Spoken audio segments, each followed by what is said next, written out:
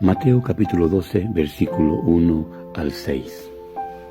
En aquel tiempo iba Jesús por los sembrados en un día de reposo, y sus discípulos tuvieron hambre y comenzaron a arrancar espigas y a comer.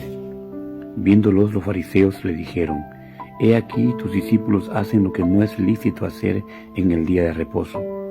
Pero él les dijo: ¿No habéis leído lo que hizo David cuando él y los que con él estaban tuvieron hambre?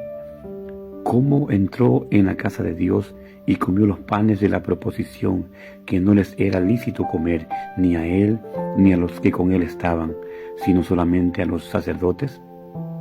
¿O no habéis leído en la ley cómo en el día de reposo los sacerdotes en el templo profanan el día de reposo y son sin culpa?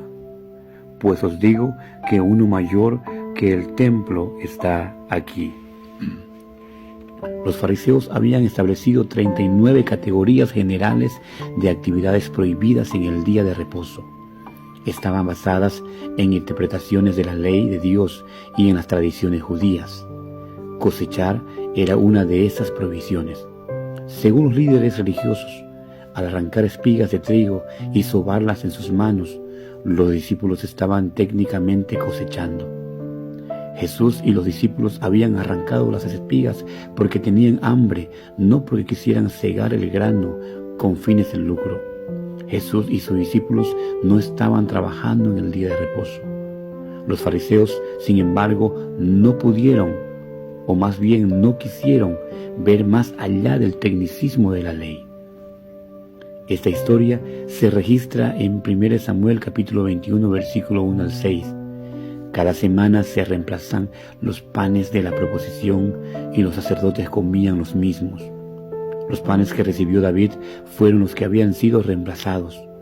A pesar de que los sacerdotes eran los únicos que podían comer de esos panes, Dios no castigó a David porque su necesidad era más importante que los tecnicismos legales.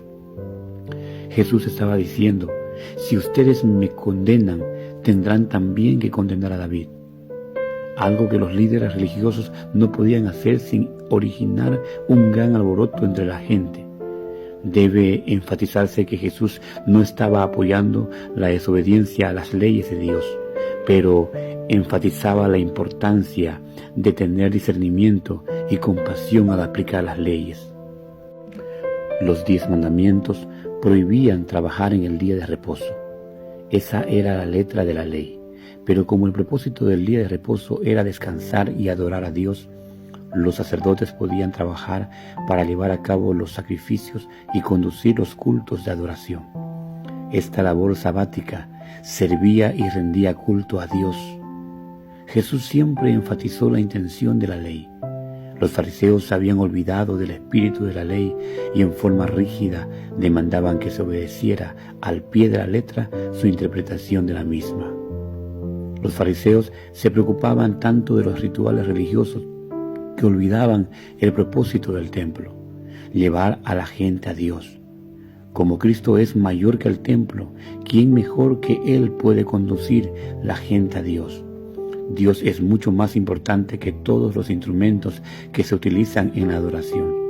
Si nos preocupamos más de los instrumentos de la adoración que de la persona que adoramos, no estaremos alcanzando a Dios aunque pensemos que le estamos rindiendo culto.